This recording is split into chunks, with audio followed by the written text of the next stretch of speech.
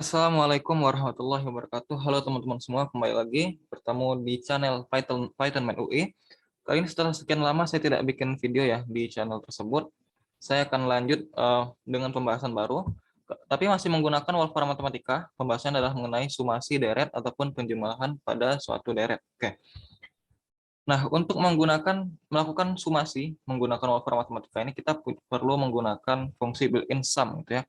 Sedangkan parameternya adalah kita perlu mengetahui fungsinya apa, lalu indeksnya, dan kemudian n awal dan n akhirnya menentukan suku yang pertama hingga suku terakhir yang akan dijumlahkan. Oke, jadi di Wolfram Matematika itu polanya kayak gitu-gitu aja ya. Yang penting kita harus tahu kita menggunakan fungsi built-in-nya apa. Biasanya selalu diikuti dengan suku awal dan kemudian suku akhirnya. Oke, langsung saja ke bagian contoh di sebelah kanan layar teman-teman. Kita sudah punya beberapa soal deret di sini. Yang pertama dulu, kita akan menggunakan fungsi deret aritmatika di sini ya. Jadi ada 1 plus 4 plus 7 hingga plus 2998. Nah, penting di sini bagi teman-teman untuk mengetahui dulu nih polanya apa, ataupun maksudnya fungsinya apa dari barisan ini. Ini adalah barisan 3n-2, di mana n-nya mulai dari 1 hingga 1000. Nah, jadi kalau kita masukkan di program kode Wolfram-nya seperti ini. Sum, lalu diikuti dengan fungsinya 3n-2, kemudian indeksnya n, dan dimulai dari n awalnya 1 hingga 1000. Ya. Nah, untuk indeks ini, karena kita menggunakan huruf n, maka di bagian sini pun juga harus n. Kalau di sini kalian ganti huruf lain, misalkan k, maka di sini juga harus k gitu ya. Nah, kalau teman-teman run, shift enter, kita bakal dapat nih penjumlahannya adalah sebesar berikut, 1.499.500. Oke, ada cara lain, kita bisa menggunakan tab palettes di sini, lalu klik Basic Math Assistant.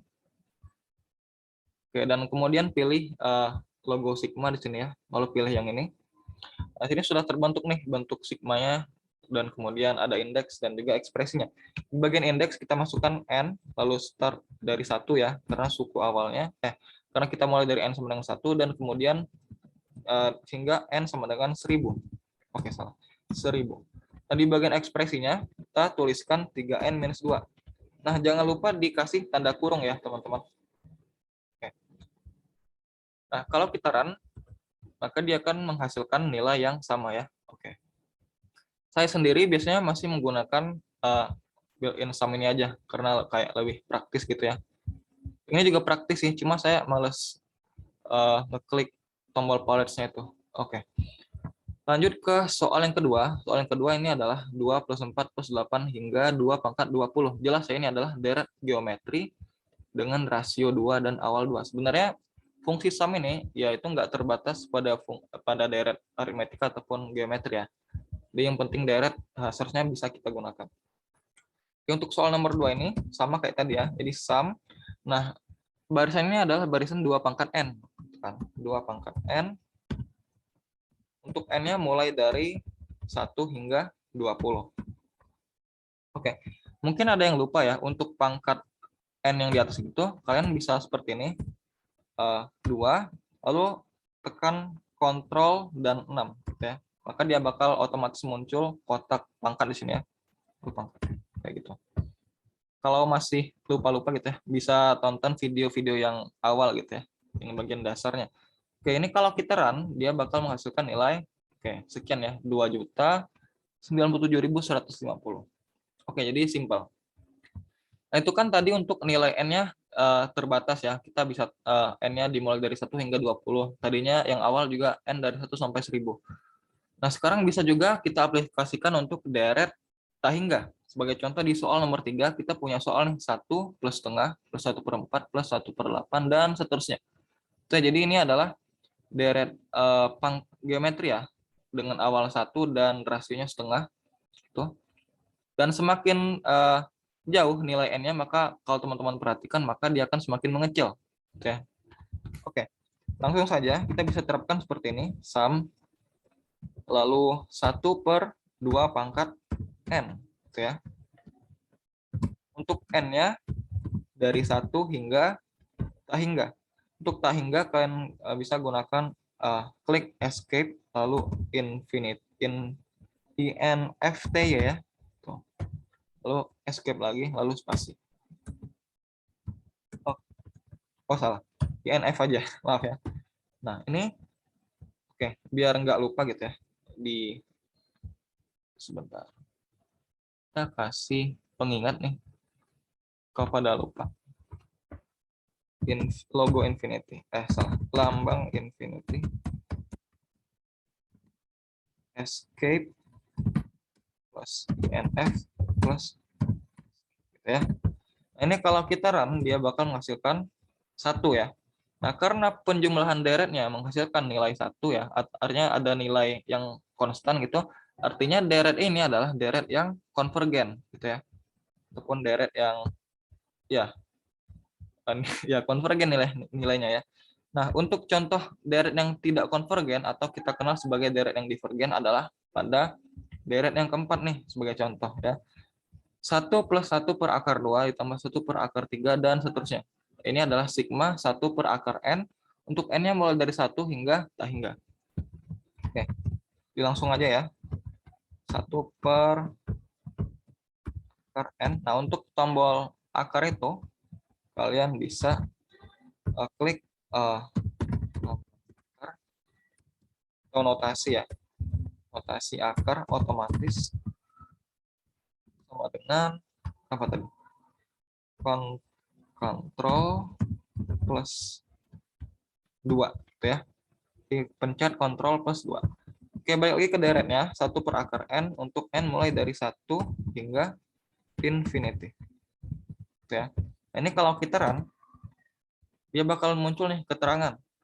Sum doesn't converge ya. Artinya penjumlahannya itu tidak konvergen. Artinya dia ini nilainya divergen ya. Bakal menuju tak hingga gitu. Oke. Sebenarnya itu aja ya. Tapi ada contoh yang keempat nih. Jadi built-in sum ini bisa kita kombinasikan dengan fungsi built-in yang lain. Sebagai contoh, fungsi limit nih. Gitu ya. Jadi kita punya deret 1 per 2 kali 3 ditambah 1 per 3 kali 4 dan seterusnya ditambah 1 per n kali n plus 1. Nah, n-nya ini akan kita atur menuju ke tak hingga gitu ya. Jadi bisa seperti ini. Oke, kita bikin dulu limit ya. Limit untuk nanti akan kita isikan apa di situ ya. Kita isikan dulu n-nya menuju tak hingga. N menuju tak hingga. Di sini adalah penjumlahan sum untuk kita di sebelah kanan ya. Ini sama aja kayak limit n menuju tak hingga dari sumasi 1 per k kali k plus 1 untuk k-nya mulai dari 1 hingga ke n. Oke. 1 per k kali k plus 1 dimana di sini hanya mulai dari 1 hingga ke n. Oke. Jadi semoga bisa dipahami ya teman-teman. Jadi kita punya bentuk di sini sumasi dulu. Sumasi ini adalah sumasi dari fungsi atau barisan 1 per k plus 1 per k dikali k plus 1 untuk nilai k-nya dimulai dari 1 hingga ke n. Nah, kemudian nilai n-nya ini akan kita lanjutkan ya, sampai menuju ke tak hingga. Makanya kita menggunakan limit di sini. Oke. Kalau lupa mengenai penggunaan limit di Wolfram Matematika bisa lihat di video sebelumnya ya. Oke. Nah, ini kalau kita run akan mengeluarkan nilai. Oke. Ada yang error ternyata ya. Errornya di mana nih? Oke. Nah, sekarang ternyata hasilnya adalah 1. Oh, ini ya. Ini kan karena mulainya dari k-nya sama dengan 2 ya. Di sini juga tipe. Harusnya k-nya sama dengan 2 gitu ya. Karena kita mulai di sini 1 per 2 kali 3 ya. Oke, saya benerin dulu deh di latexnya.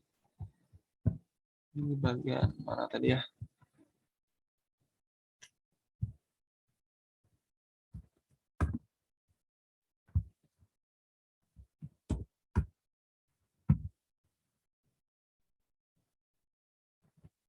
Oke, jadi sudah saya benerin di sini. Jadi kita mulai sumasinya itu dari k sama dengan 2 ya, hingga ke n. Dimana n-nya nanti kita jumlahkan sampai tak hingga gitu ya. Oke, balik lagi ke sini. Kalau n-nya kita ganti, kalau k-nya kita ganti mulai dari 2, hasilnya adalah setengah. Nah, Limit itu sebenarnya tidak lain dan tidak bukan adalah ya sumasi seperti ini saja gitu ya. Jadi jangan bingung ya.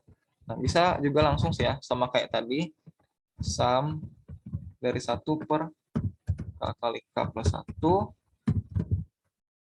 lalu diikuti dengan indeks K gitu ya, karena kita menggunakan huruf K di situ, dan untuk K-nya mulai dari 2 hingga ke infinity. Itu ya.